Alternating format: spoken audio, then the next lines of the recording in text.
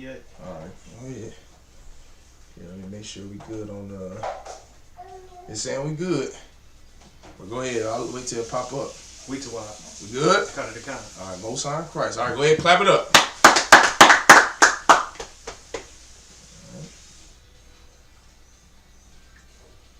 Okay. Shalom, Yahweh Bashim Yahshua Thumb to all the brothers, Yahweh Shemal Thun Bashim Yahshua to all the sisters. I'm Priest Officer Malak, and we're here in the Isupk under Commanding General Hachaanakah. We are all out of 1 West 125th Street, Harlem, New York. Go ahead, clap that up. We'll be there on Saturday giving out food to the migrants, you understand? That's right. Most High Christ for Commanding General Hachaanakah holding down his truth. Tonight, of course, is the Feast of Hachaanakah. If you do not celebrate the Feast of Hachaanakah here in the Isupk, you are out of order. Damn right. All right, this is the only Feast of Hachaanakah, not December 25th, not December 23rd. No other day this year was the Feast of Hachaanakah. This is the Feast of Hachaanakah. That's right. What is the Feast of Hachaanakah? That tonight we're going to break down. So just stick with us. Just bear with us, all right? The scriptures, you brothers got the precepts. You got my scriptures ready in 1st and 2nd Maccabees, right? The history of Hachaanakah while we're celebrating Hachaanakah. Remember, tonight is not a Sabbath service day. It's not found in Leviticus, the 23rd chapter. But it is in the Bible to commemorate the courageous acts of the Black and Hispanic and Native Indian men who stood for the Most High God this day thousands of years ago. Right? This day thousands of years ago, there were strong Black and Hispanic men like the way you see in the UPK. Strong brothers who served the Most High God, who didn't serve their own lust, who didn't serve the lust of their woman. Like so many brothers who fall weak up under their woman, they serve their woman. They love what she loves. If it's a sin, they still love it. If she loves getting high, guess what? You love getting high. If she loves the Christian church, you love the Christian church. Happy wife, happy life. These were brothers who didn't care about a happy wife, happy life. The Black and Hispanic men that stood strong on the Feast of Hachaanakah thousands of years ago, they didn't give a damn about if their wife liked it or not, or if their children loved it. Like the day you're about to celebrate in 2 weeks named Christmas. Christmas is for the kids. Halloween is for the kids. I thought you told your child what to do. Aren't you the parent? Don't you tell your child what to celebrate and what not to celebrate? I thought that was the whole purpose of you being the adult in the house and you being the parent of the child. Right or wrong? Right. That's the problem is you give in to what your child likes. You give in to what your woman likes. Well, not these brothers in the Bible, man. These brothers were hardcore, strong, Black and Hispanic men like you see in the Israelite school of UPK under Commanding General Hachaanakah. And they were so hardcore and so unwavering and so unbending that the Roman Empire, the Greek Empire at that time, sought to destroy the Israelites. Just like the Roman Empire, just like the Assyrian Empire, just like the Egyptian Empire and the American Empire, just like the French Empire. They all seek to destroy so-called Blacks, Hispanics, and Native Indians. You know why? Because so-called Blacks, Hispanics, and Native Indians are the Israelites according to the Bible, are the real Jews according to the Bible. And every nation from Babylon until America have all sought to destroy our heritage. Take away our phylacteries. Take away our shield of David. Take away our menorah, or the so-called menorah, the menorah in Hebrew. Take away the fleur-de-lis. Take away our Paleo-Hebrew tongue, the holy tongue, our ancient language. Every dynasty, every country, or every great power on the earth, superpower on the earth, have all sought to destroy us, right? Have all sought to, and you know what's so amazing about that? Every nation who's ever conquered over the nation of Israel in history, they've all done the same thing. They've all binded up the strong man first, and so they can get the nation, which is the story of Hachaanakah. The story of Hachaanakah, which we're about to read, is the Greeks, Alexander, his father Philip of Macedonia, he tried to get this brother Judas Maccabees and Phineas and Mattathias. He tried to get these brothers to do what? To serve a heathen god. The same way America got Dr. King and Reverend Ralph Abernathy and Al Sharpton and Jesse Jackson and Macy Gray and every other Erykah Badu and Common and the black Muslims to serve heathen gods. The same way the Arabs, the same way Farrakhan gets you to serve a heathen god for the oppressor's liking is what the oppressor tried to do thousands of years ago. Tried to get strong black men to be seen sinning against their God. To be seen by the public, by the masses, the way older black people during the civil rights era in the 50s and the 60s saw Dr. King tell white people how much he loved them, even though they were lynching us. Even though they were unaliving us, Dr. King hugged oppressors and kissed them in the mouth and had sexual relations with their woman. Why? Because he wanted everybody to see him serving America's God. Because if black people, if poor commoners of the black and Hispanic race see Dr. King and Malcolm X and Reverend Ralph Abernathy and Al Sharpton and Jesse Jackson serve the American God, what do you think you're going to do? You're going to serve the American God too. And these oppressors understand the meaning of men of renown. They understand the meaning of followers, and they understand the meaning of being sheep. Right? The Bible calls blacks, Hispanics, and Native Indians the lost sheep of the house of Israel. Why? Because we need a leader, a shepherd. That's what a shepherd does. A shepherd leads his sheep, leads his flock of sheep to water, leads them to safety, leads them to food, leads them to shelter, where all of our shepherds from the nation of Israel have all led us astray, have led us to the wolves, have led us to unaliving, death, have led us to being assaulted, have led us to the Christian church. They've led us down the wrong path. And so there are men of renown that the oppressor sees in our race, men who are intelligent, men who have the respect of their people, and their job is to try to get them to err so that we could all err. To get that leader to eat pork so we can all eat pork. To get that man of renown in our community to have sex with oppressors' daughters or have relations with oppressors' daughters so that we can all have relations with oppressors' daughters. Right? That is the key and the goal of our oppressor. And so what we're about to read right now about the Feast of Hachaanakah and how we are about and how we came to be on this day thousands of years ago under the Greek and Roman Empire, we're going to read first about what was taking place in our land at this time. Anybody have it? It's in 1 Maccabees. You got it, Elisha? 1 Maccabees 2 or 3? Start wherever you think that we should start, Hachaanakah. If you see fit that we start in chapter 2, where the history is. When I say history, y'all should catch on to what I'm saying. This is before the scripture says that Mattathias or Judas Maccabee stood strong for the Most High God. This is going into the atrocities that were happening in the land, in our land at this time. Y'all want me to get it? I'll get it. Salaki. Go ahead. I was gonna go off of 2 where Mattathias, the son of John, the son of Simeon. That was just when it was just breaking down who was who. Okay, start at verse 7. Or start at verse 6. The second chapter? Yeah, 1 Maccabees, chapter 2, verse 6. Who you want to read? Elisha, you can read. Kind of the kind. 1 Maccabees, chapter 2, verse 6. And when he saw the blasphemies that were committed in Judah. When who saw the blasphemies? This is talking about Mattathias, a brother who was a hardcore black man, right? If we were to read up a few verses, it has the history of Salakia. So I would say we could have probably started at 1 and dropped down. That's what I was saying, so we could have known who was. Go ahead. Start at verse 1. Go ahead. Kind of the kind. That's fine.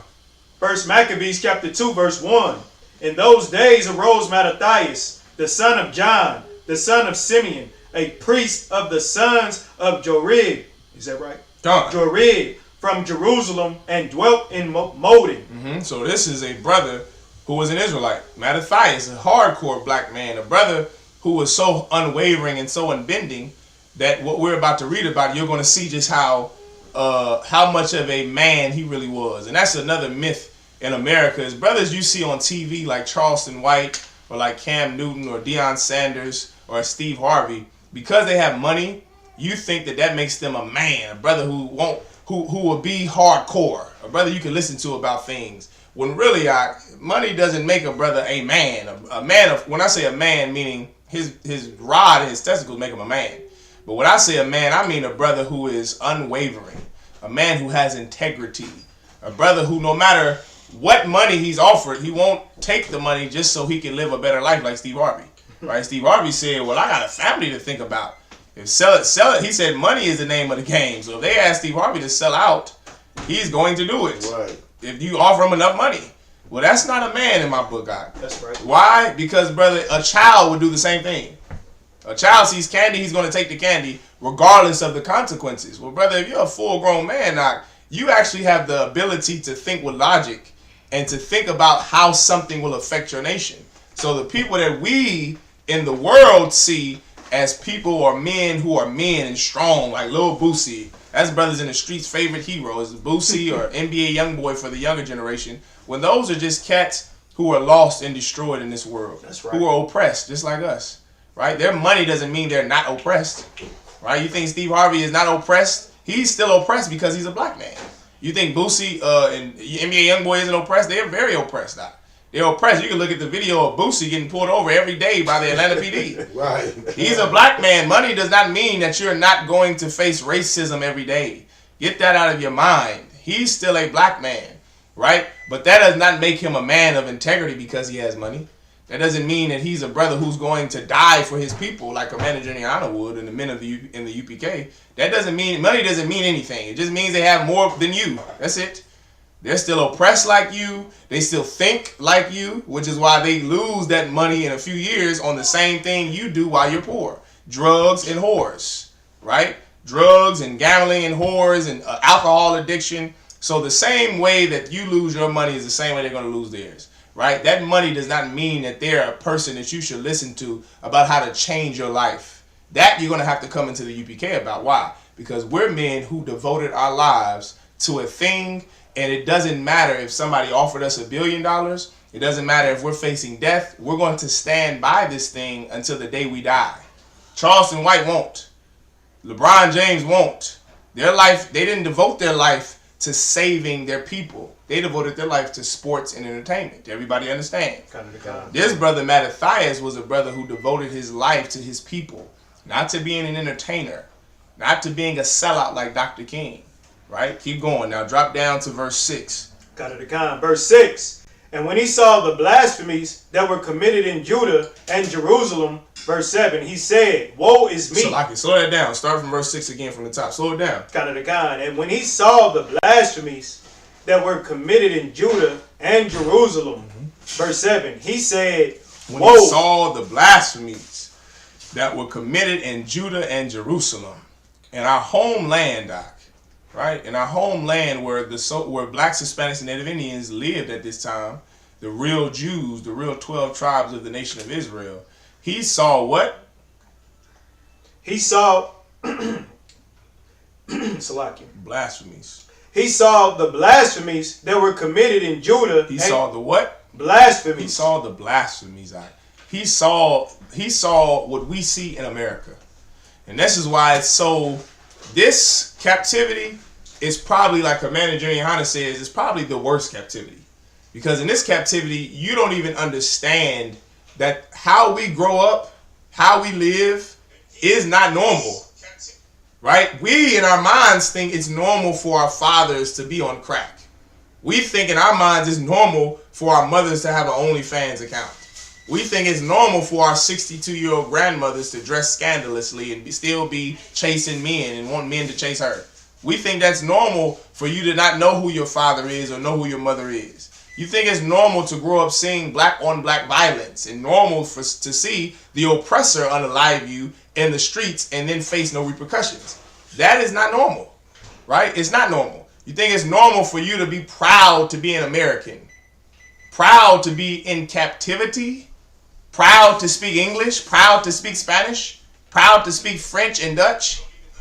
That's what we think. We think it's normal, and it's something to be proud of. Like, I'm an American, or I'm Mexican, right? I'm Jamaican. We think that's proud. That's how ruined and how spoiled we are as a people, right? We think that we're proud of our last names. Can you imagine that black people are proud to be Jackson? We got the family reunion every year. Proud to be a Johnson, proud to be a Robinson, proud to be a Rose, proud to be give me another black name, another Hispanic name. Proud to be Rodriguez, proud to be Vargas, proud to be who? I said Harvey. Parker. Proud to be the names of our oppressors, right? The names of our slave master. Like, you don't even understand the type of witchcraft that have been done to us, the type of brainwashing that has been done to us. We are just absolutely normal and fine and happy to be in this state. To have whores that are your sisters walk outside and sell their bodies. That's completely normal. To go down Prospect and to see a black woman, a Hispanic woman sell her body, that is normal in our eyes. We seen it when we were 7, right? We seen it when we was 18. We saw it when we were 27. And now we're 48 and 58, and it's just it's normal. It's normal by the time you're 18, it's normal. Right? It's absolutely normal to go sell a zip. It's normal to go say, man, listen, this cat here just got busted for 15 years. Like, going to prison is a normal thing in the black and Hispanic experience. I think going to prison is part of being black and Hispanic. That's how bad it is. It's like, dang, you ain't never been to prison? Well, you're not black. Right. You don't have family that's in prison? You're not black. You got to be African or a white boy or half white. Something. Like, that's how bad it is. And that is the same blasphemies that took place then. The same thing. The only difference is, Elisha, the only difference, Cornelia, is this. That at least they understood that this isn't normal. They understood this is not a normal thing to live the way we live and to have oppressors unalive our sons and our daughters. That's not a normal thing. Which is why Mattathias said that he saw the blasphemies. He saw what was going on. He recognized it. You in the world as a black and Hispanic man or Native Indian, you see the blasphemies and it's like, oh, it's normal. Some black person comes up and tells you, well, I didn't grow up with my father and mother. It's so normal. You're just like, oh, I didn't either. That's not okay. That's something that you're supposed to say, something is wrong here. Something is wrong here. This isn't normal. That's blasphemy. That's what was taking place then. And that's what is taking place now. Everybody understand? Keep going. And he said, woe is me. Wherefore was I born to see this misery of my people? He said what? Woe is me. Wherefore was I born to see this misery of my people? Like Mattathias had enough recognition and enough compassion for his people that he said, woe is me, meaning what? Destruction is me. Like, man, Lord, take me now. Yeah, anybody ever heard that? Like, Lord, take me now because I can't take this anymore. To see black and Hispanic women whore themselves, and then it's normal. Like, to see sisters like Sexy Red and Megan Thee Stallion, and not just the I don't want you to get stuck on the black women they show us for entertainment. Think about your sister in the world that you have, that you grew up with. Imagine now she has 4 babies, about 4 different men. She didn't stay with any of her husbands. Left every man she was ever with. All of her kids are in jail. Her daughter is a whore. Like, that is... It's so sad. It'll make you just say, and to think that goes on in every black family, and to think molestation goes on in every black family, and rape goes on in every black family. That's too much, Ak. That's just too much. To think the child molestation, to think about how many black and Hispanic people have been violated as children. I think it's like 3 in every 4. If you were to give me 4 black kids, 3 of those black kids have been have been sexually assaulted as a child. Sometime in their life, they've been sexually assaulted. Out of those 3, 75% of those 3 have been assaulted by family members or somebody they know in the family. That's what when you realize what we are going through in America, the warfare that's been waged on blacks, Hispanics, and Native Indians throughout the world, you would say the same thing Mattathias said. Woe is me. Therefore, I can't live to see the misery of my people. Take me now, Lord. It's better that I be dead and so I could be unalived than for me to keep seeing. Like, imagine you have to live to be 75. Like, I'm in my 20s, almost 30. For another 40 years, I would have to see black children be unalived by the police. I would have to see black women be whored out. I would have to see the black and Hispanic youth go to prison at the rate they do. Brother, that's 40 years would be miserable. That's sad. That's absolutely sad. Things weren't like this in the 1920s, right? Things weren't like this in the 1930s and the 40s. The generations were getting more educated. They were starting to make a little more money. They came together in segregation because they had no choice, and they built Black Wall Streets, and things were looking good. And now to see how far we've fallen from not only that point in history, but from King David's point in history, right? From the time when the Israelites first got out of Egypt, to see how far we've came from that is, could you live to see another 40 years of that? Like, could you live, sis? Could you imagine that? Could you imagine seeing that for another 40 years? Another 40 years. Brother, that's enough to make you say, Lord, take me now. Right. I would rather be unalived by the hands of the Most High God than to live another 50 years and see the misery of my people. That's the process that was going on in Mattathias' mind. Keep going. Hachaanakah. And of the holy city, and to dwell there. What's the holy city? Jerusalem. Hachaanakah. Jerusalem. For thou hast all of the valleys, and out of one valley thou have chosen Jerusalem. Right? That is the Most High God's favorite place. Israel. For those who don't know, that's in Israel. Right? That's the place where we come from. Israel, the Israelites. We are his favorite people. Jerusalem is his favorite place. The lily is his favorite flower. Right? Like the Most High God has favorites. And his favorite people, they've fallen far. We've fallen so far, brother. So far. So much so that Mattathias understands the importance of it. And so now he's saying, what did he say? Read that part again, Elijah. Hachaanakah. And, Salakia, woe is me, wherefore I was born to see this misery of my people and of the holy city, and to dwell there. When it was delivered into the hand of the enemy, and the sanctuary into the hand of strangers. Like imagine a glorious place. You can't think of it now because church will be the most glorious place you can think of right now. Imagine, I don't even know how to convey it to a black person, Hispanic person in today's time because there's nothing that is glorious to us. Weed, that's the most glorious thing in your life is weed and a whore that you're having sex with. That's the most glorious thing in your life. But imagine a more sophisticated nation of people who are sophisticated and who serve the Most High God in deed and in dignity and in integrity. And imagine an enemy or a stranger came and ruined it. Like imagine this is the only way I can put it to you. If you follow news, this is the only way I can put it to you if you're black and Hispanic. Imagine the Ukraine. Imagine Ukraine. Now imagine the Japanese come and they try to take Ukraine and they try to inflict their beliefs on Ukraine. They start to do things to the Ukrainians that the Japanese would do. Try to make them eat what they would eat, and the Ukrainians that's foreign to the Ukrainians. Think about the most beautiful people in your mind who are white people.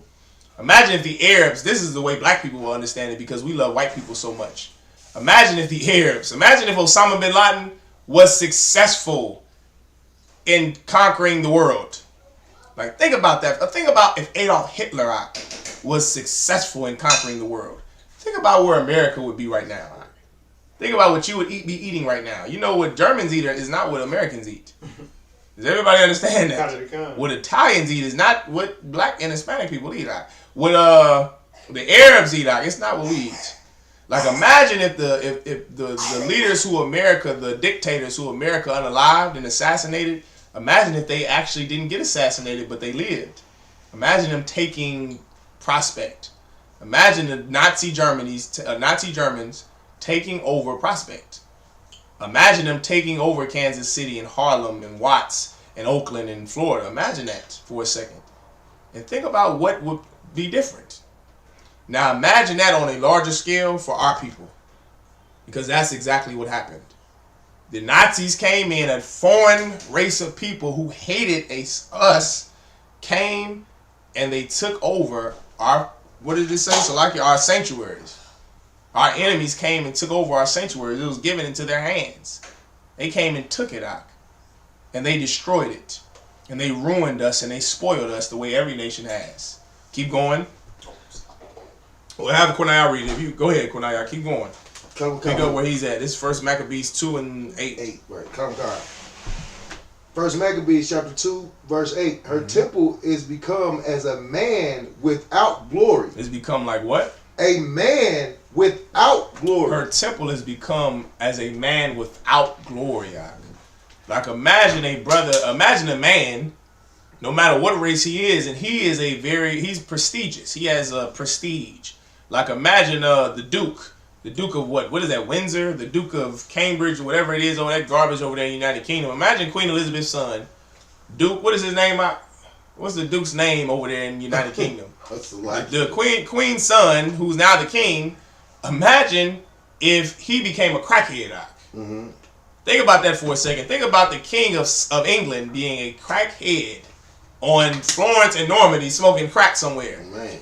Brother, you would cry. Right. You would feel bad for the oppressor. You would cry. Why? Because he comes from a lineage of prestigious, distinguished gentlemen and ladies.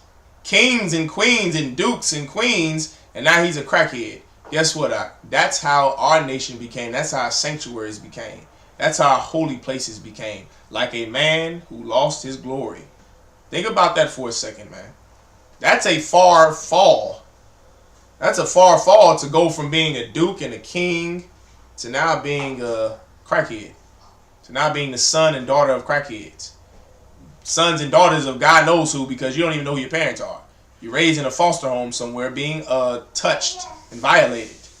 That's how far we've fallen. And that's what Mattathias is comparing it to. Keep going, Cornelia. Hachaanakah. Verse 9. Her glorious vessels are carried away into captivity.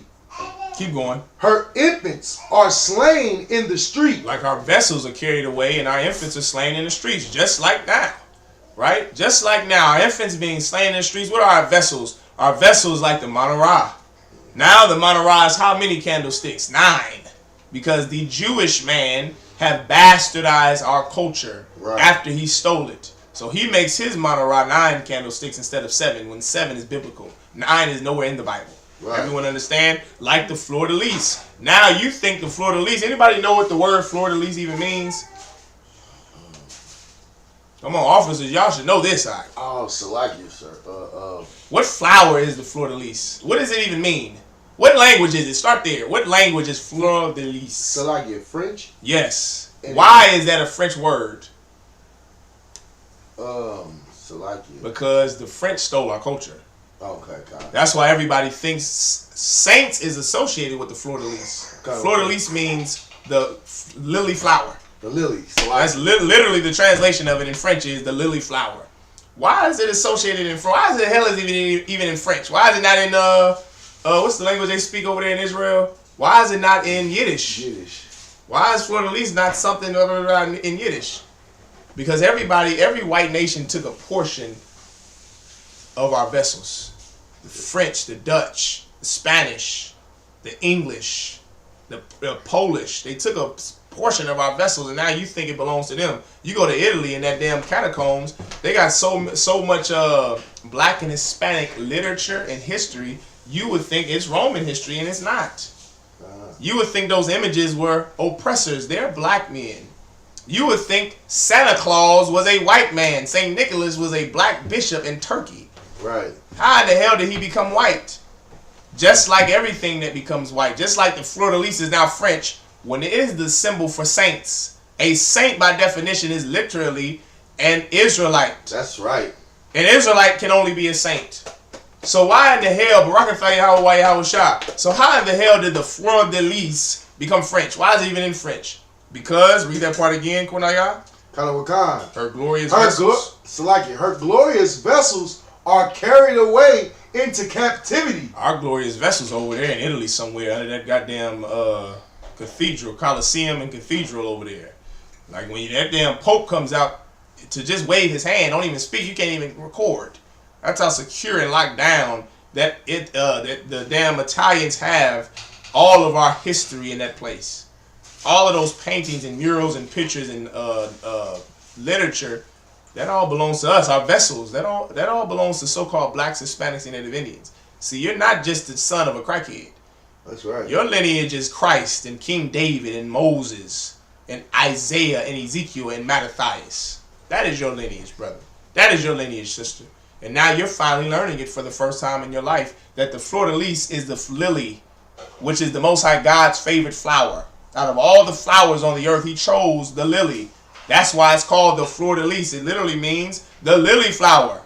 That's what it means. The shield of David, which is our most important signet. That got carried away. Now you think some Jewish man owns it. Now you call it a star. Now the menorah is 9 candlesticks instead of 7. These are the things that were carried away captive, our glorious vessels. Go ahead. What you had to say? You had a question? I had a question, and then I want to say some more what you just said. I had a question. Is it were the French the ones who used to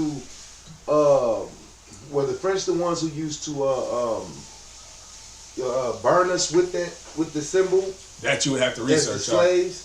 I know I You know I seen read that before? somewhere. Yeah. I just can't remember who it was that did this. Listen, I wouldn't put it past them. Kinda Remember that Louisiana, Arkansas, Missouri, a lot of this part that we live in now was all conquered by the French. Was all the French. So I'm pretty sure, the New Orleans Saints, that's not a coincidence, is what I'm trying to say. So if you redo the research, I'm quite sure they brand us and burnished us with so many things. Like, I wouldn't put it past if they burned the real Israelites with the saint symbol because we're the real saints. You would just have to do the research. But I wouldn't put it past them. They did so. We reading about all the atrocities they've done to us. Like, just burning us and brand. Now, listen, this is how amazing that is. Now you're a black man, you're going to get branded when you go to college. Right. You're going to go join Omega Psi Phi and Alpha for Alpha and some God knows what. And you're going to get branded. What you know what said?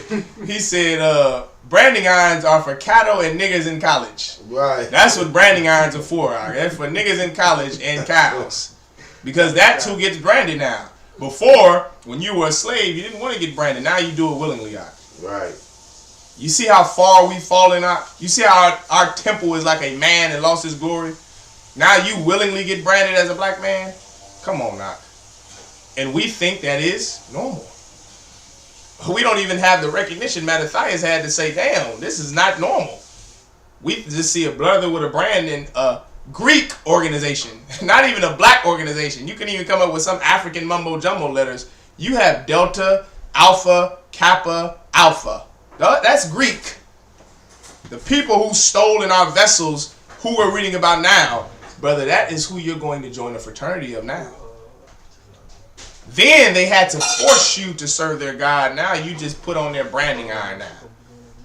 Like, this is what is so important about learning your history and your culture, and why it's so important of getting the hell out of the American way of life. Getting the hell out of the Christian church. Because once you free yourself from Christianity, brother, you will be free. Mentally, you will be free. You would see the things that Mattathias saw. You would understand what Mattathias understood. Everybody understand? Go ahead. Go ahead. I was just trying to check the ETA of the brothers. Come on. No, Iowa. Will they still be here at 9? No. They're not going to be here at 9 o'clock. Okay, kind of. No, you too out. Go ahead. Keep reading. Okay, so give me just a second. Go ahead. Maccabees 2. And for those that's just joining us, this is the Feast of Hachaanakah, which is the Feast of Dedications. That's what Hachaanakah means, right? And right now, we're going over the history of Hachaanakah. We're showing you how it started, what happened, what caused the action for there to be a Feast of Hachaanakah. And we're in 1 Maccabees chapter 2, verse 10. Verse 9. You're still in the middle of verse 9. So we're in 1 Maccabees chapter 2, verse 9. Go ahead. Her infants are slain in the street. Her young men with the sword of the enemy. Her young men with the sword of the enemy. What does that mean? And this is what's so heavy. Somebody break this down. What does it mean, her young men with the sword of the enemy? Salakia. Go ahead. With the devices of the enemy? No. Think about sword. What does it mean to have the sword of your enemy? With the sword of the enemy. Her young men. What are young men good for? War. Say it again. War. So what does it mean for the young men to have the sword of their enemy? The oppressor knows that young men are good for war. Right. So then what is he going to do with your young men? Think about now. Think about them cousins. Fighting for them. Say it again. Fighting wars for them. Give the brother a hand. That's what it is. Just like now, you're going to go and sign up for the oppressor's military. You're going to do that. You're going to sign up for America's military. And then when you get traumatic brain injury and the Veterans Affairs, the VA says, well, it's not service related. And now you're going to be some black men or black woman. Some of you sisters are silly as the day is long. And you think that you're going to go and pick up a rifle and a gun and or a rifle or a pistol and go and fight for America's military when you're a woman. Fighting is not even the job of a woman. But you're going to do it, and you're going to be like that sister Lakeisha Johnson, who fought in America's military. And you know how they rewarded her? By raping her and then mutilating her genitals. Right. While she was in combat in 2003 fighting for this stinking country. Right. And your daughter is going to be forgotten about.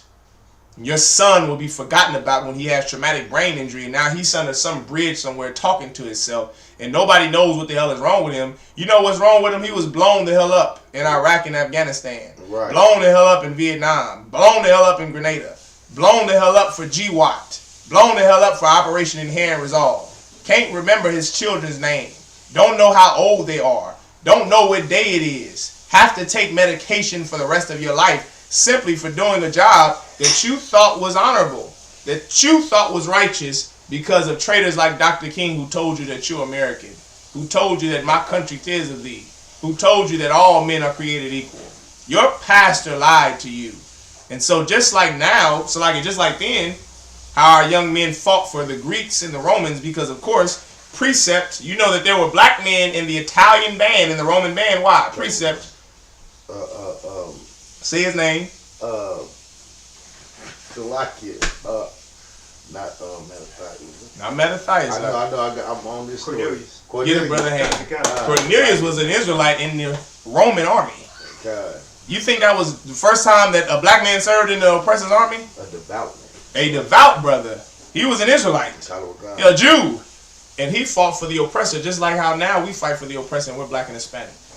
Just like what regiment was that? You can look up so many regiments. Hold your point 1 second. You can look up so many damn regiments that were in World War I, World War II, Civil War, Revolutionary War, of black men who won battles out. You realize that the entire reason America was able to gain air supremacy was because of the Red Tails. God. Black men who went to HBCUs in Tuskegee, Alabama, Tuskegee University, and Fisk University. And what did they do, Ak? What did they do? They became the world famous Red Tails, who didn't lose one bomber. And because of their valiant efforts in not losing a single bomber, America was able to gain air supremacy in 1942. Was able to drop bombs on Hitler's regime, the Nazi regime, and was able to win the war. And so Hitler surrendered because they could not fight against that air supremacy. Why? Because of black men who flew airplanes when the world thought all they were good for was sweeping and cleaning and being porters and quartermasters. Right. And they won the war in Germany. And they won the war for the Civil War for the North. And they won the Revolutionary War. We won every war for the oppressor. So being a black man in the oppressor's military is not new. It's been going on since the days of Maccabees. Instead of fighting a war for a country that is not yours, for people who are not yours, you should fight a war for the people who are yours. Right. That's what you're supposed to do, young black man. Don't go join the army because you want a Dodge Charger. That's right. Don't go join the oppressor's military because you want college education. Don't go and be an idiot. Don't go be a common folk. You could get skills for it with a trade. You can go get a goddamn CDL and pay off college degree if you wanted to. You can go get a trade and be an electrician, a plumber, HVAC, a doctor, a lawyer, an engineer. You don't have to settle for the oppressor's military because the things that come with it are things that you will not be able to live with. And when you see those brothers under that bridge, you better know those are the Vietnam veterans that fought for this country and America didn't give a damn about them. That's right. When you see those brothers who you say, well, this is some old crazy man, that's a brother who defended your freedom so that you could go and fight in the oppressor's military. And now they're all jammed up and messed up in their minds because of the things that they had to endure. You're already a black man. Goddamn, you already deal with PTSD. Now you're going to go fight for America and deal with their PTSD? Don't do it, brother. Don't do it. Well, these black men, they did it. They were fighting for Greece. They were fighting for Greece. Now, why did this have to be noted in the Bible? Why did this have to be written down at this time? Why is that important? Somebody explain that to me. That's very important to know these things. Like, why was it even documented that these young black men and Hispanic and Native Indian men were fighting for our oppressor's military? And just keep that in context of where we're at. Remember, Mattathias is saying that he's seeing all of these atrocities. I just gave you the answer. And he namely the black young boys who's fighting for our president's military. So is Mattathias saying that's a good thing? Go ahead. He's basically saying that, well, let me say it like this. He's basically saying it because who's fighting for us while we fight for our oppressors? That's good, but that's not the answer. Why is he saying that? Why is he saying that the young men with the sword of the enemy? Why is he saying that? I just gave you the answer 2 seconds ago. Why is he saying that? Why is this even a part of the things that he is listing down as an atrocity? I just gave you the answer. Because it is an atrocity to fight for your oppressor. It's not a good thing. I know that you think it's noble. I know you see those brothers with that chest candy on. I was just like you when I was 8, 9. I used to see that like, damn, I want that.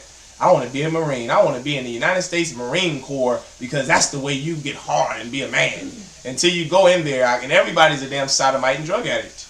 And I'm not making that up. Everybody in the oppressor's military, every branch, is a homosexual man, homosexual woman, whores, and drug addicts. Now you go and join if you want to and think I'm lying. That's not where you go to be real men. That's not what makes a man to go join the oppressor's military. I know you see it and you think it's noble. It's not a noble and honorable thing to fight for the people who are unaliving your sons and daughters at home. That's not a noble thing, guys. What's noble is to come join Commander General Yohana's men and to fight for your people in the Israelite School of UPK. If you want to enlist in your nearest branch here in America for the Israelite School of Universal Practical Knowledge. If you want to enlist somewhere, go in the United Kingdom and enlist there if you live in the United Kingdom. If you live in Jamaica, enlist there. We got a school there. We got a branch there. If you want to enlist and fight so effing bad, fight for your daughters and your sons and your mothers and your fathers. But don't, whatever you do, don't fight for your oppressor. Does everybody understand? That's why he even said it. It's an atrocity to do something like that. Keep reading. Hachaanakah. Verse 10. What nation hath not had a part in her kingdom and gotten of her spoils? I just broke that down. Just like what I said with the French, with the fleur-de-lis. Now you think fleur-de-lis is French and it's their symbol. You think the menorah is Jewish people's symbol. You think the star of the shield of David is the star of David and it's Jewish people's symbol. You think that the Sabbath service equipment, you think is Jewish people's culture. Fringes, you think belongs to God knows who. Right? You think everything is another nation's culture when it's really yours, Ak. It's really yours. The fleur-de-lis, the fringes, the menorah, the braids, they give the long hair and beards to Vikings. Long hair and beards come from Israelite men because it's our culture to have long hair. And it's our culture to let our beards grow. It is not the oppressor's culture to let his hair grow. And he gets that from the Egyptians. The Egyptians thought it was nasty and unclean to have hair on your body, so they would shave themselves clean. That's where the oppressor gets it from. It is not their culture to have long hair and be a Viking. That's movies in Hollywood. That's Israelite men to be strong with beards and braids and look rough and hardcore and be unbending. That's your culture, brother. That's your culture. Right? Suits and ties and shaved face and clean hair. That's the oppressor. Right. That's his culture. Your culture is fleur-de-lises. Your culture is the shield of David and the menorah and Hachaanakah.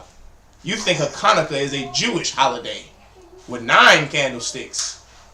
Right? That's what you think in your mind when it's not. Hachaanakah is your high holy day. It's black and Hispanic culture to celebrate Hachaanakah. Not Christmas. You think chitlins, Salaki, you think chitlins and ham hocks and hog maws. You think that's black culture. That is not black culture.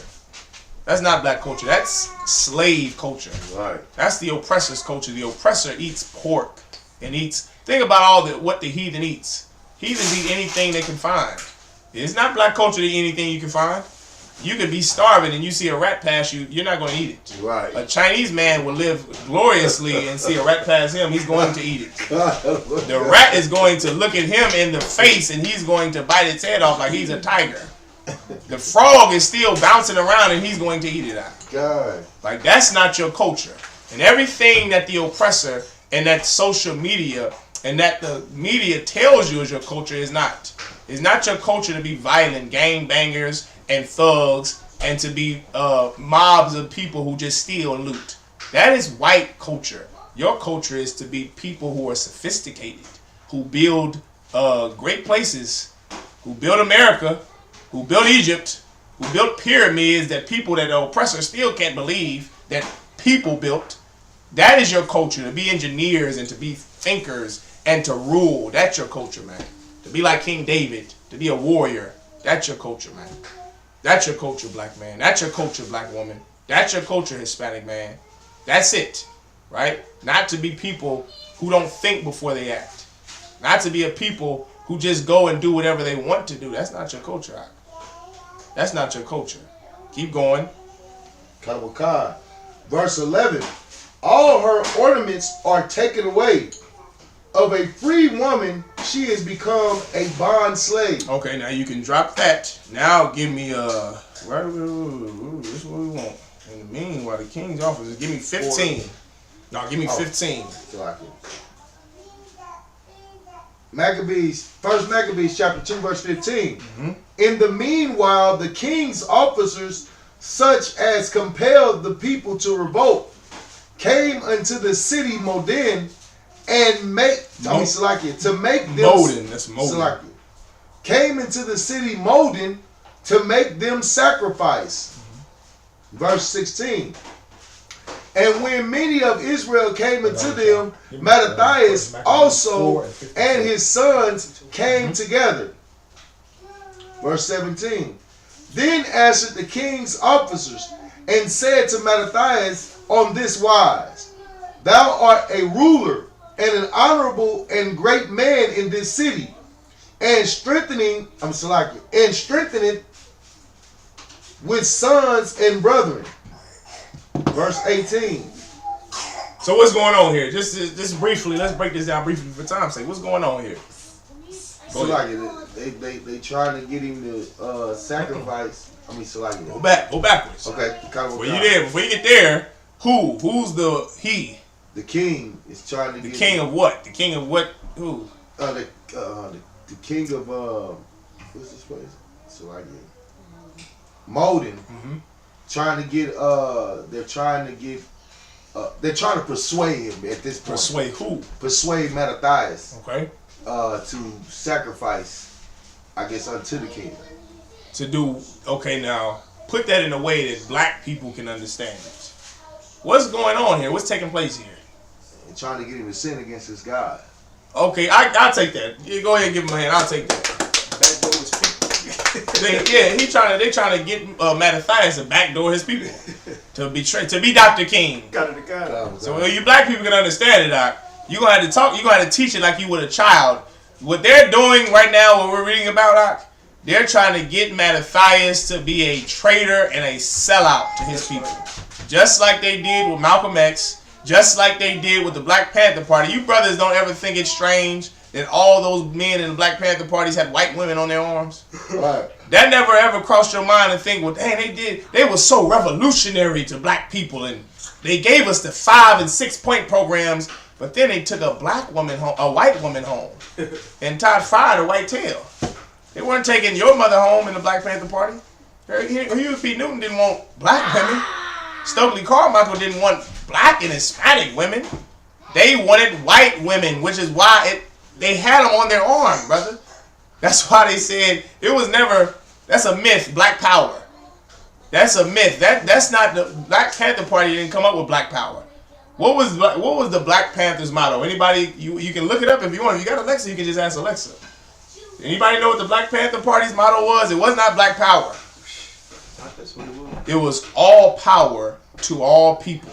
That is what their literal motto was. Black power came not from the Black Panther Party out. It had nothing to do with the Black Panther Party. Black power.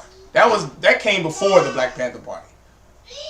That all power to all people was their slogan. That's what their slogan was. You want to know why? Because they wanted that white tail. That's why. They wanted to include the Russians, the Japanese, everybody. Everybody understand? All power to all people. They didn't want to exclude anybody. Who does that sound like? Dr. King and the Christians. That sounds like Dr. King and the Christians. We can't exclude our white brothers. We know there were white people who tried to free black people in slavery, and then you go back to that garbage, and now you're in the same ghetto. I thought you were trying to save black people. Nah, you're not trying to save black people. Right. You're trying to save all people. Well, guess what? All people don't need saving. Right. All people don't need saving. Your people need help. Your people need all the help and all the saving. It's the same with the Black Lives Matter movement. The Black Lives Matter movement wasn't just for black people. The Black Lives Matter movement was for everybody, everybody. White women, white lesbian women, or white alternative lifestyle women was getting benefits from it. Black alternative lifestyle women was getting benefits from it. Go ahead. So like it wasn't for everybody. It wasn't for the black man. We were excluded in their own motto. You know what I'm saying? Get a brother a hand. Yes, like that's something that, brother. You here we are thinking everything that we thought were there are people who just for us, brother. There's only one place for us, and that's the Israelite School of UPK. That's right. Under commanding Journey out of 1 West 125th Street. That's it. This is the only place that is for blacks, Hispanics, and Native Indians. We don't include everybody like the IUIC and like the Christian church and like the Muslim mosque. Everybody cannot become us. They can't. You're born an Israelite. Does everybody understand? This place understands that here in the truth. Keep going. Hachaanakah. Verse 16. And when many of Israel came... So the point I was making was they came to Mattathias so he could betray his people. They said, listen, you haven't got to that part yet. Keep going. Keep reading it. Hachaanakah. When you get to the part, read to the part where they said, if you do this, this is what your reward will be.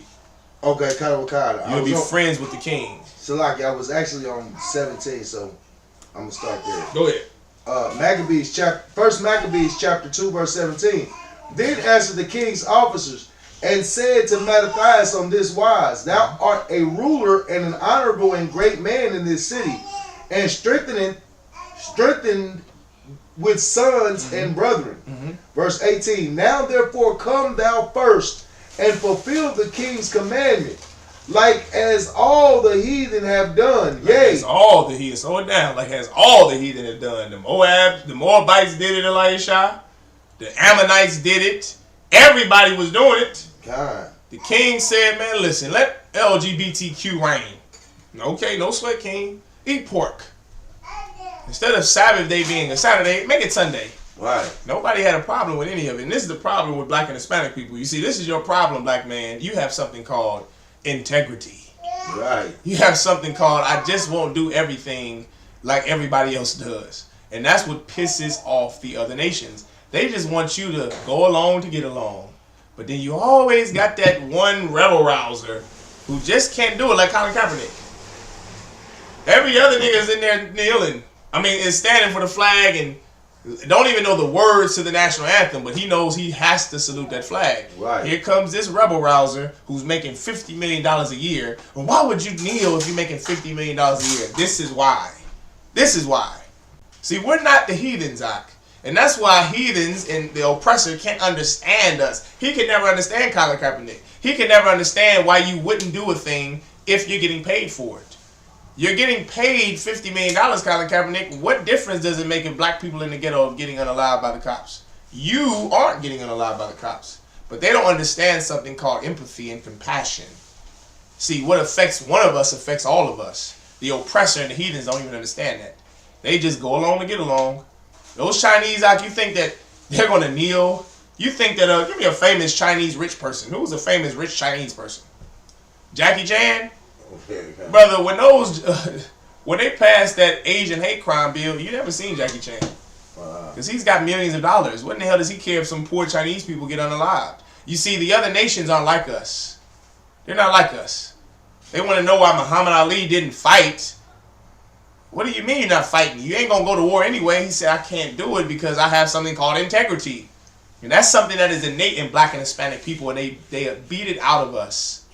They beat it out of us and oppress it out of us, but that's something that we have as a people is integrity and compassion and empathy. We have it. We just can't go, even though I make $100 million a year, I just can't look at the TV seeing my people be beaten to death, unalived to death, or unalived. Well, we already clipped probably if we was ever on TikTok a lot because I didn't use so many words. But they unalive us on the TV screen, and you just want me to dribble a basketball and act like everything's okay? I can't do that because I have a conscience. I have a conscience, and oppressors can't understand that because they would just take the money and shut the hell up. They would just shut up and dribble, shut up and pass. Black people just can't go along to get along because we have something that is innate in us, and you want to know what it is? It's the laws, statutes, and commandments. That's right. Whenever something goes against that, it's something in us that just doesn't feel right because we have a conscience. The heathens just went along with whatever the king said. That's what the brother just read. He just read it where it said that all the heathen have done.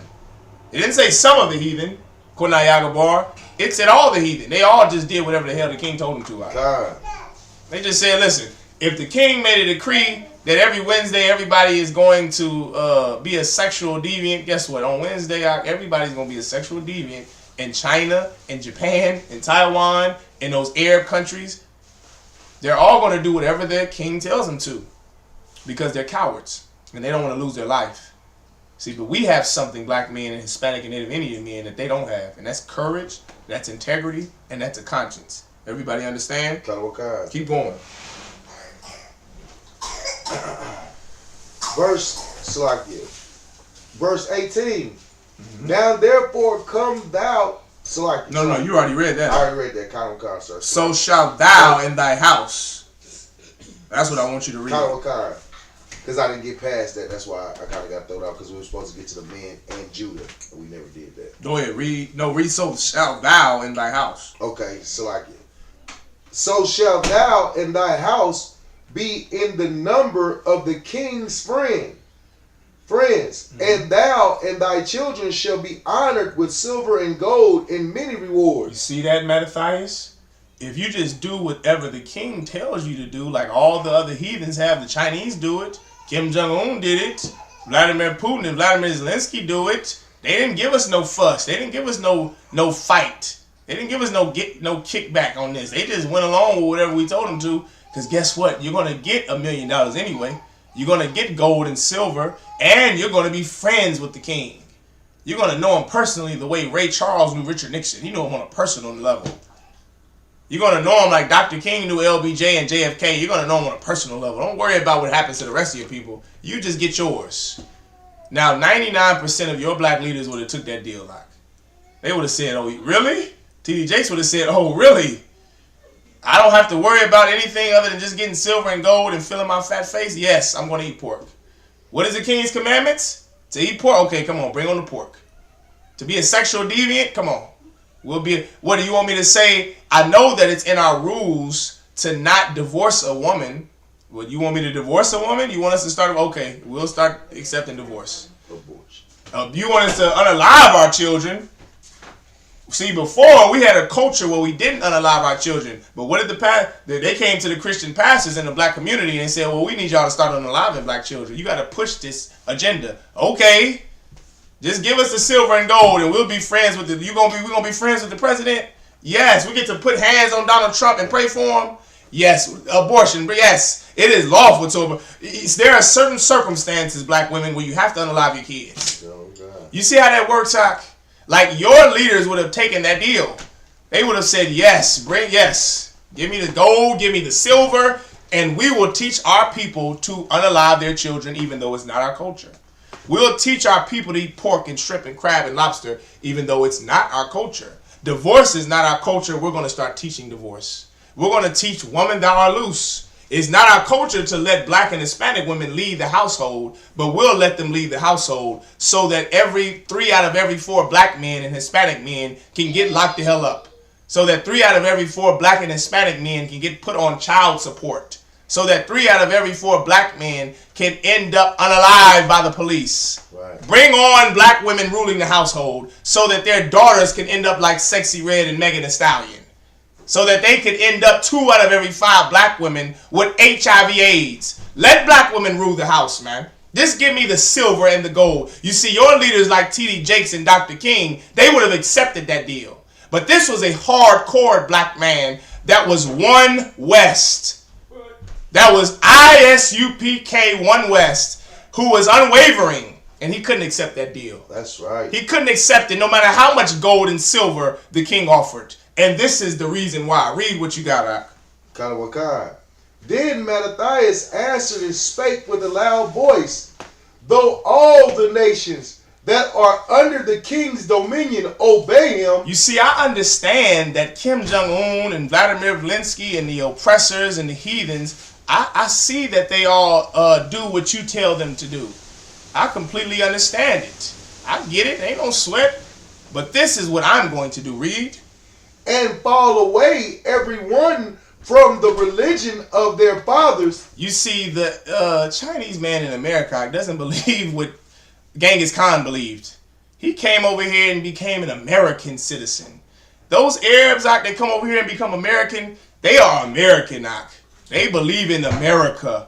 Those Italians that came over here on those boats in the 20s, they believe in America. They left their culture in Italy. Those Arabs left their culture in Iraq and Afghanistan and in Turkey and in Uzbekistan. They left their culture there. They became American. They start wearing suits and ties and talking like Americans. You see, the Filipinos, when they come over here, they leave that out. They become American. They become American.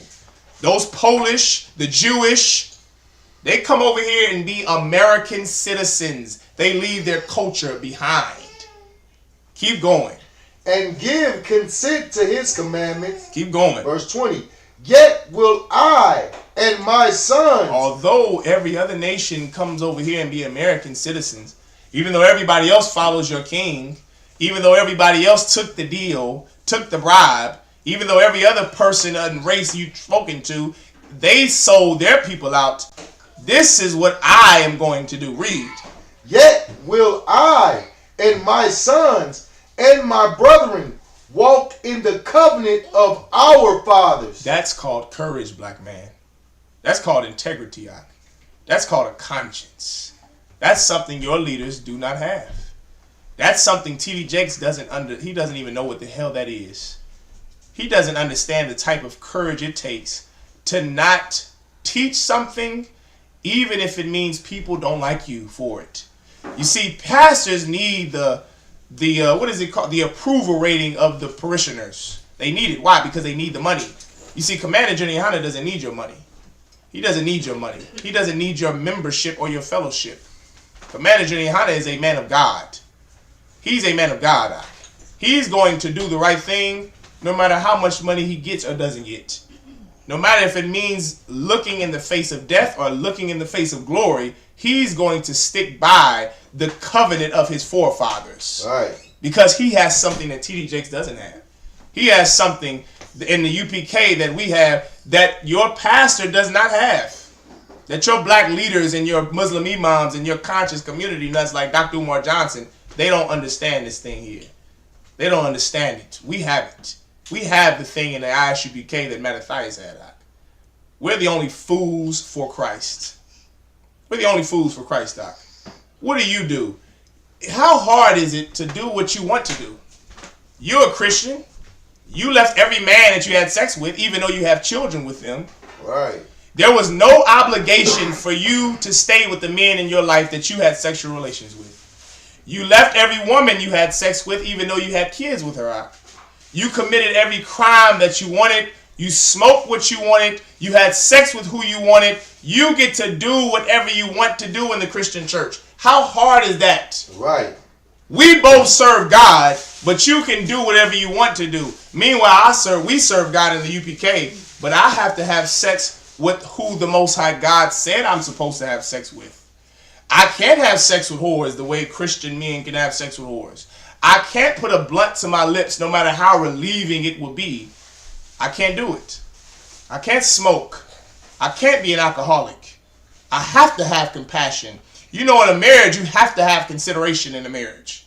I can never leave my wife. I can never leave my wives. That's a hard life, Ak.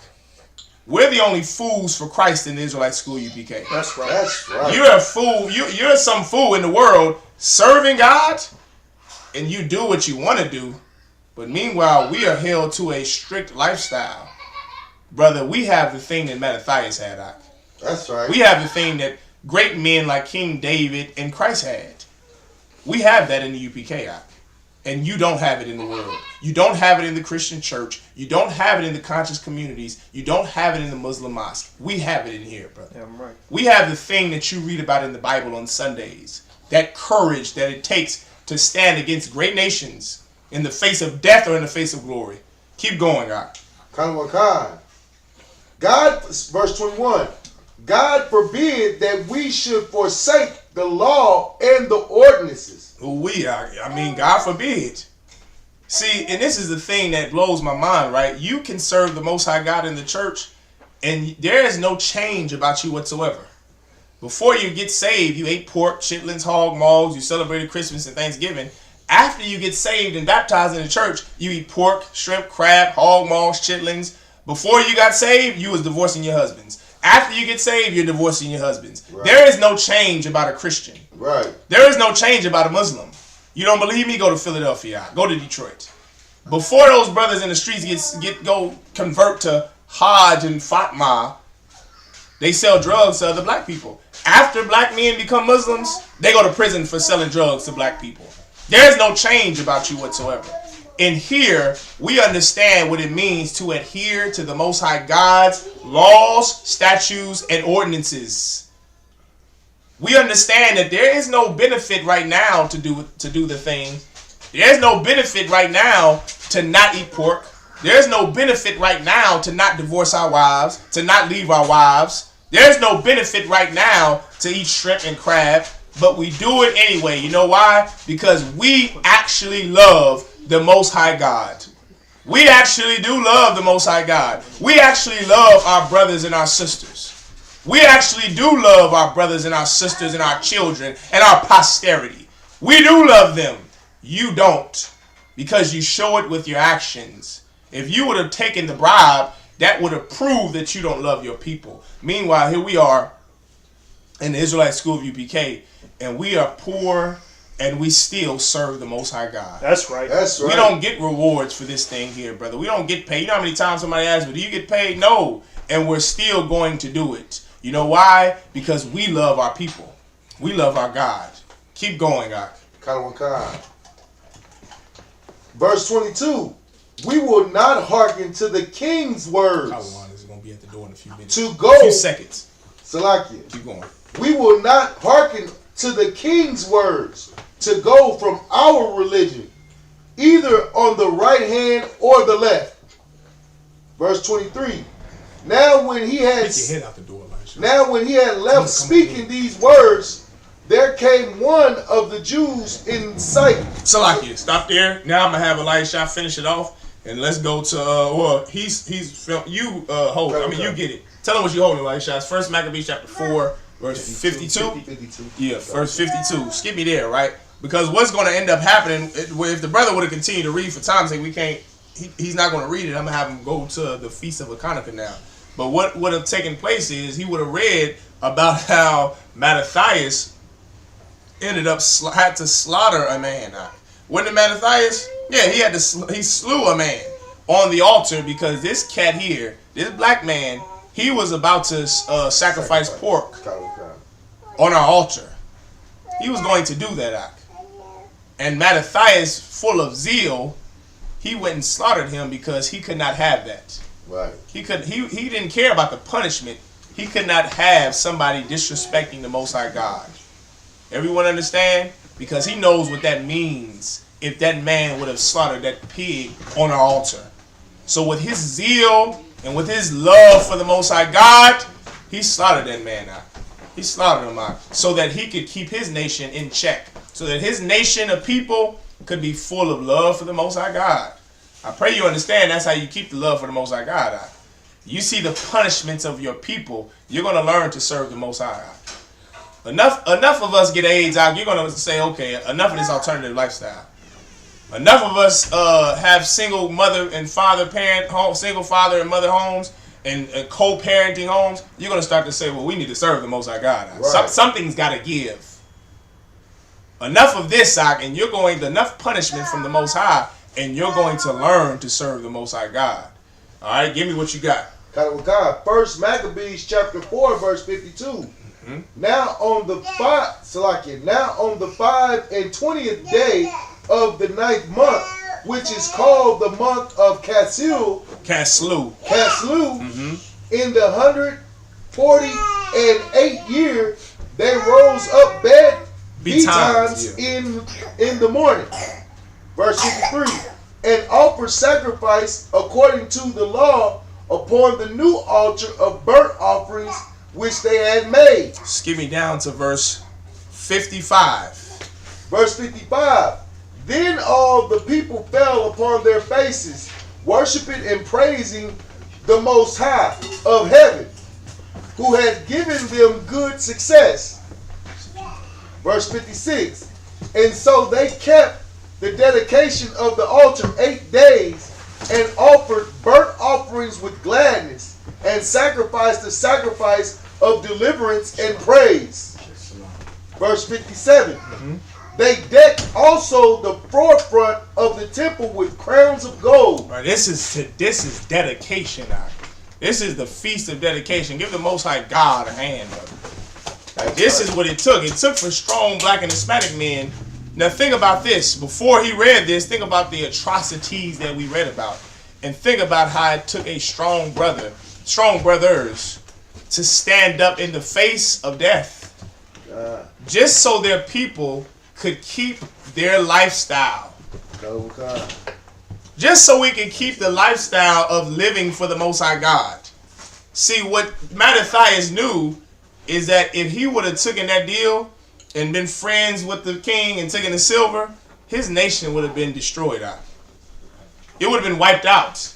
We would have disobeyed the Most High God and did whatever, just like the Christians. Lived however you wanted to live, do whatever you wanted to do, and Mattathias could not live knowing that he would be the brother to sell out. So you know what he had to do? He had to take a stand. He had to put his foot down. He had to say, the buck stops here. This dog just ain't gonna hunt. That's what Mattathias had to say, and he stood with the Most High God. And because of that, now we could deck out our schools with the ornaments of the Lord, with the gold, the fleur-de-lises, the lilies, and the shields of David, and the menorahs, and we got it back, and we got the glory of the temple back, and that's what the brother's reading here. That's right. Barakatah Yahweh Yahushua, our scrolls, our shapar, our oil, our wine, our censers, we got it back. Why? Because of the sacrifices of a strong brother. And that is what it's going to take to get the kingdom of heaven, brother. Keep going. And this is it. And you'll be done. Keep going. And with shields and the gates and the chambers they renewed and hanged doors upon them. Verse 58. Thus was their very great gladness among the people, for that the reproach of the heathen was put away. Give them a hand. Give Mattathias and those strong brothers a hand. You see, here's something you Christians will never understand. While you're trying to get the love of your oppressor, the oppressor and our enemies respect Commanding General Hachaanakah in the Israelite school. That's right. That's right. And that's something that, brother, most people won't even live to get the respect of their enemies. The Taliban has the respect of their enemies in America. I pray you understand that. America don't want to mess with the Taliban no more, because they put them to shame in war for 20 years, from 2001 and just recently. They don't want to mess with those Afghans, those crazy Taliban Arabs. Right. Because they respect them, because they had to fight to get the respect of their enemy. See, while you will do whatever it takes to get the love of your oppressor and your enemy, we do whatever it takes to get the love of our God. That's right. And because of that, our oppressor respects that. That's right. Our oppressor respects the fact that since 1969, we have not changed one thing about our school. We have not changed a law. We have not changed a protocol. We have changed nothing. Commander General Hachaanakah has changed nothing. He kept everything the same. The Paleo-Hebrew, the Sabbath service setup, the prayers, everything has been the same since 1969. That's right. The salute, Yahweh Ba'Hashem Yahushai, Barakatah, Yahweh Shemar Alatha Ba'Hashem Yahushai. And although every of these fake Israelite groups and Christians changed, see, before, you young generations don't understand that there was a time where you could not be LGBTQ and be Christian. You couldn't be James Cleveland and what's the cat's name, Donnie McClurkin, and be in the church. Right. during the time of the 40s and 50s, my God, you would be kicked out. You would be kicked out if you were a LGBTQ alternative lifestyle member and a Christian. You couldn't be a woman and wear, whatever you wanted to. You couldn't dress loosely. You couldn't be a scallywag like Sexy Red and Megan Thee Stallion. You had to adhere to a dress code in the Christian church at one time. Would you be able to tell that now? Looking at the church now? Now they got LGBTQ churches for LGBTQ people. That didn't always happen. You know how it happened? Because you change what you believe for how people like you. If people don't like it, you're going to change it. If people like it, you're going to say, okay, this is it. Right. The masses of people wanted women leaders in the church. So you know what the Christian church did? They gave you women leaders. They gave you Juanita Bynum and the Clark sisters and Shirley Caesar. You wanted LGBTQ acceptance in the church? You got it. You wanted the church to stop being so brash about, fornication? You got it. Now all your kids have STDs. Congratulations. The church is going to change with whatever the people want. The Muslim Mosque brother is going to change whatever the people want. Farrakhan changes based on who writes his checks. Dr. King changes based on who writes his checks. Who likes it is going to change. Commander Hachaanakah didn't change anything whether you like it or not. Right. Who gives a damn whether you like it? We do it because the Most High God said to do it. That's right. You think we doing this Feast of Hachaanakah because you want us to do the Feast of Hachaanakah? We're doing it because it's a part of our culture. It's in the law. It's in our rules. It's in our feast days to do this day, to keep this day holy, to keep the Sabbath holy, to keep all of the high holy days in Leviticus 23 holy. That's why we do it. We've been doing it for thousands of years. We've been doing it since 1969, and we're not going to change for anybody. You think we're going to get off of those corners? You think we're going to stop speaking on the corners in America and in London and the UK because some government doesn't like it? F what they think. F what they care. We doing it because we're ordered to do it by the Most High God. That's right. Christ gave us the order to hold it down until he returns. And that's what we're going to do in the face of death or in the face of glory. Whether you like it or not, we're going to do it because we're men of code of conduct. We're men of honor. We're men of courage and men of integrity. We have integrity in the UPK. We have courage in the UPK. Everyone understand? The same way that Mattathias had courage. Same way Mattathias and Phineas and those brothers, same way they had courage and had integrity, so do we in the UPK. And that's where Commander Hachaanakah gets it from, the Bible. He gets it from our King Christ in the Bible. See, all you have to do is open up the Bible and read it. Dancing and singing is not going to get you courage out. Going to church ain't going to do it. You have to find men who have and mastered this thing in the UPK, and then now you can go and practice it. See, you see what we do? We can do this because we have courage. America doesn't want us to speak on those street corners. You think America wants us to speak out there? But they respect the fact that we aren't going to be told no. Our enemies respect us. Everyone understand that. As long as you understand that, we good. As long as you understand that our enemies, and they have no choice but to respect us. You know why? Because we're willing to die for this. That's right. And go ask Boosie if he's willing to die for being a criminal. Go ask your favorite rapper. Go ask your mom's pastor if they're willing to die for what they believe in. You think T.D. Jakes is willing to die behind Woman Thou Art Loose? That's some garbage he made up so he can get black women to give him money. You think Steve Harvey is going to die behind Act Like a Man, Think Like a Woman? You think he's going to die behind that? He's not. That's some garbage he made up so that he could get money from black and Hispanic women. We believe what we say and what we teach. And we don't do it for the approval of anybody. We do it because we're supposed to do it. We do it because the Most High God ordered us to do it. And that's the reason why Mattathias held his ground. That's the reason why brothers in Kentucky 8 held their ground. That's the reason why the brothers here in Kansas City and the KC4 held their ground. It's the reason why Commanding General Hachaanakah held his ground. That's right. Since 1969. Because he saw righteous, mighty men do it and read it in the Bible of strong black men doing it. And now we do it too. That's right. Now we can do it, and now guess what? We can teach you how to do it too, brother. We can teach you how to do it too, sister. We can teach your children and your young ones how to do it too because we've mastered it so well. And that's the lesson of the Feast of Hachaanakah of dedication. So we're going to dedicate our school. What does that mean? Decorate it. We're going to decorate the schools all across this earth. In Trinidad, in the United Kingdom, and here in Kansas City, in Indianapolis, in Harlem, in Los Angeles, we're going to dedicate our schools. We're going to redecorate it. Why? To show the Most High God, to show the Most High God that we love him and that we love our people. That's right. To show that we love what Mattathias did. To commemorate the actions of a righteous man, of a few righteous brothers. We're going to rededicate our school and decorate the school, which is what Hachaanakah means, the Feast of Dedications. And brother, best believe that the Israelite School of UPK is dedicated to serving the Most High God. Everybody understand that? Finish it off. Hachaanakah. Verse 58. Thus was there very great gladness among the people, for that the reproach of the heathen was put away. Verse 59.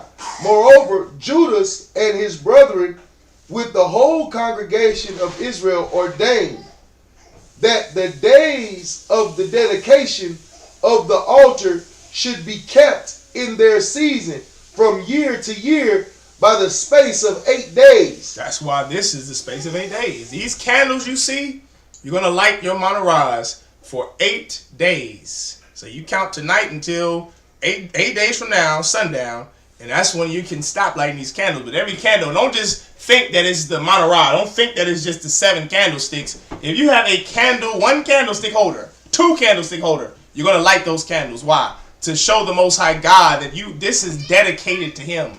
This isn't dedicated to St. Nicholas and to Rudolph and Frosty. This isn't dedicated to America. This is dedicated to the Most High God, Yahweh, the God of Abraham, Isaac, and Jacob. That's right. That's what we're doing it for. Not for some silly Hanukkah gift that the Jewish man made it all up to be about. 9 days of some gifts and oil and some garbage that's not in the Bible. Hachaanakah is to dedicate our school, to redecorate it and to dedicate it to show the Most High God how much we loved what Mattathias did. That's right. The sacrifices that those strong brothers made so that we could even have this day. We're going to show them that we're lighting these candles out. So every candle you have in your home, candlesticks you have, you're going to light them. Right? You're going to do that for a span of 8 days. Keep going. Hachaanakah. From the 5 and 20th day of the month of Caslu, with mirth and gladness. That's happiness, mirth and gladness. Happiness. You're going to be glad about it. Why? Because we overcame our enemies. We overcame our enemies. And I always, to understand this scripture, when you break down the Hachaanakah, right, try to understand the way America felt when they overcame the Japanese. Think about how good it must have felt to be American when the Japanese submitted their unconditional surrender. Like, think about that for a second. Like, the Japanese attacked America. America didn't attack the Japanese. Right. Imagine being attacked by a people and then you go and you conquer them and fight them so hard that they unconditionally surrender. Anybody know what it means to unconditionally surrender? Anybody know what that means? Look it up. Somebody look up what it means to unconditionally surrender. Because that is what America gained from being resilient against the Japanese. They got their unconditional surrender. Anybody have it? The unconditional surrender. You got your phone, trooper? Look up what unconditional surrender means. Quickly. Right? Look up what unconditional surrender means. Because that is what it had to have felt like when we conquered our heathen oppressors and we were able to get our fleur-de-lises back and our shields and our temples back holy. It had to have felt like that. So you're going to light these candles and redecorate and dedicate in mirth and in gladness and happiness. Right? This isn't a time to be sad and depressed. This is a time to be glory in it. To be happy that we defeated our enemies. That we stood our ground. That we weren't like the Christians to go along and get along. We weren't like Rodney King and your pastor. Can we all just get along? It was, imagine the Alabama boat brawl. That is what it must have felt like thousands of years ago when Mattathias and those Israelite brothers defeated those enemies that tried to overtake us, that tried to get us to eat pork on the altar and have sex with whores on the altar. Imagine an Alabama broke brawl where those oppressors attacked one brother, and then a slew of brothers came, sisters came, and defended his honor. Right. You remember how good that made you feel watching that? That has made you happy, mirth and gladness. That is how you should feel for these 8 days. When you remember the sacrifices that a few good men, a few brothers made thousands of years ago so that we could light these menorahs tonight. Right. You're going to do it and be happy. Kwam Yashala, Kwam Yashala, Kwam Yashala. That's how you should feel, like, to glory and to revel in it. Like. Thank the Most High God that the brothers like Mattathias and Phineas was able to overcome with the help of the Most High God. Read what's the definition you got, and then we're going to wrap it up. Hachaanakah. This is unconditional surrender of the Oxford Dictionary. The surrender of a military force or nation without being able to set any limits on the subsequent actions of the vicious power. Ooh-wee. Did y'all hear that, brother? Yeah, you know what? Surrender is different than unconditional surrender. Did y'all hear what that definition said? Unconditional surrender is bending over backwards. Right. That's what it is in layman's term. I'm just trying to help you out. I know you brothers from the streets and you don't understand definitions too well. Well, listen. Unconditional surrender is bending over backwards. That's what it means. It means you can do whatever you want to us. Just don't hurt us. Right. Imagine how America must have felt when the Japanese, and they gained the unconditional surrender of the Japanese, brother. That was mirth and gladness.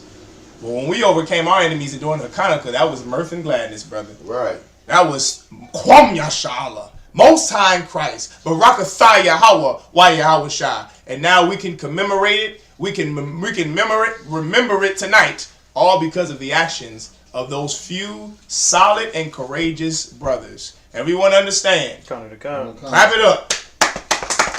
With that, pass the class over to Priest and Officer Elias Shah.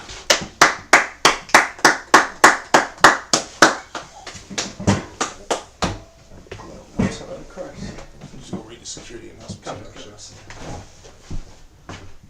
Can you fit through there? I get through there. Okay, go ahead. Do your thing. I'm just trying to pull them up.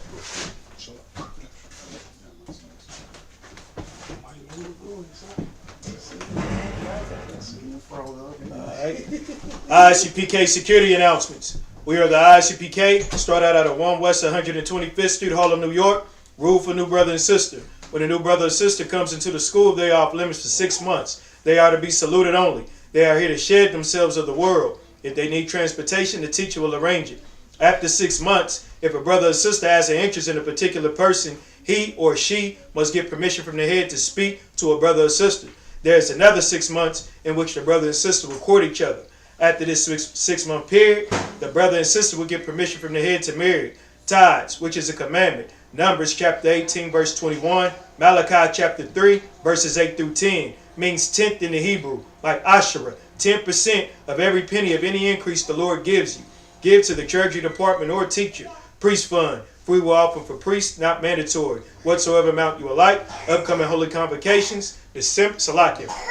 I said December. April 20th is the Lord's 55th annual. That's right. Passover.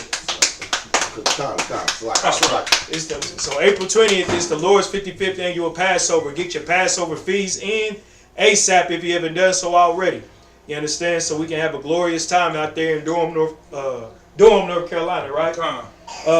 Remind Akim and Aquat to check the bulletin board in the hallway. If anyone wants to be a trooper in the school, to start wearing all black, boots, shirt, pants, headband, or war scarf. We're going to give one courtesy salute to the teacher. Imadium. Men of Israel. That's like it. Well, then I got it. Men of Israel, Imadium. Men of Israel, Imadium. Imadium Shabbat. Imadium. Barak. Yahba Shimi Al-Shah Brakatah. Yahba Shimi Al-Shah Brakatah. Yajamata.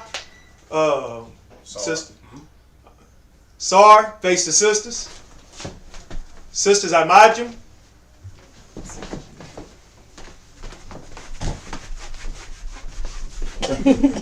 My favorite sister right there. Midibizum, Amashim Shabbat, Imadu, Barak, Yahweh Shemar Watham Ba'Hashim Yahushua. Yeah, Right hand over your chest. Yajamatah, Yeah. class dismissed.